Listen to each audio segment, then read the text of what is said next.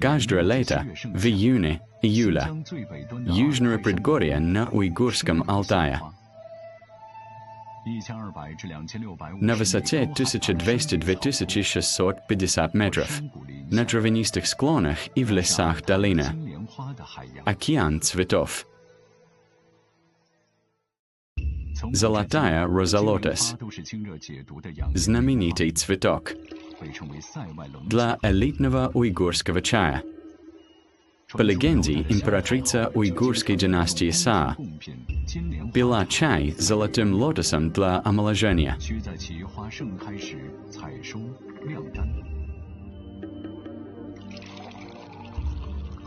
При заварке в чашке расцветает золотой лотос, очищающий и нормализирующий. Прозрачный чай пропитан цветочным ароматом. Вкус горький и свежий. Фармакология открывает завесу древних легенд. Наконец-то раскрыта тайна нестареющей уйгурской императрицы Са. Секрет в флавоноидах в каждом цветке. Его антиоксидантная активность. Очищение и детоксикация организма. И противовоспалительные свойства. Уйгуры с древности применяли его для лечения верхних дыхательных путей. Множество видов золотого лотоса растет по всему Китаю, но лотос на Уйгурском Алтае уникален. Из-за суровых условий высокогорья ее собирают в небольшом объеме. В Синьцзяне изучают цветки.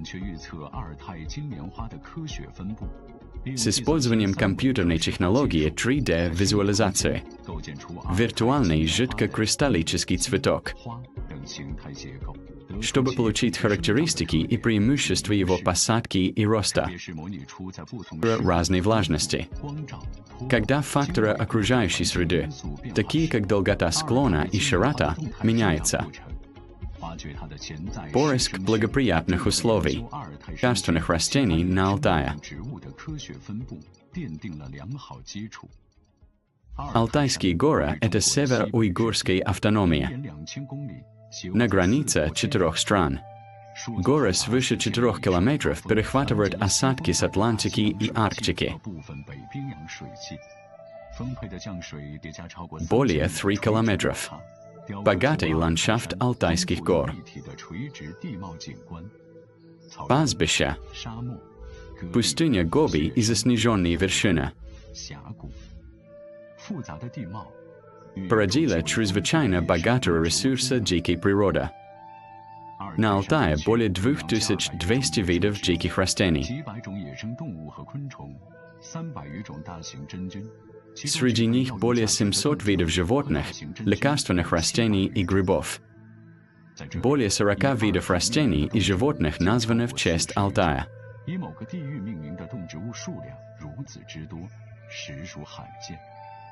Алтайская Роза-Лотос – самый яркий представитель лекарственных растений.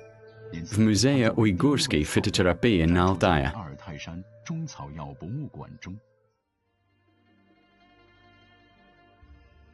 В огромном зале, за каждым образцом.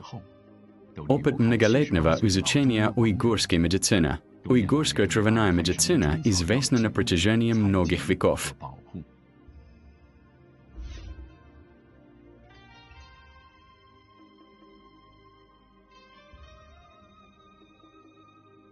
Любовь, вложенная в каждый цветок и лист.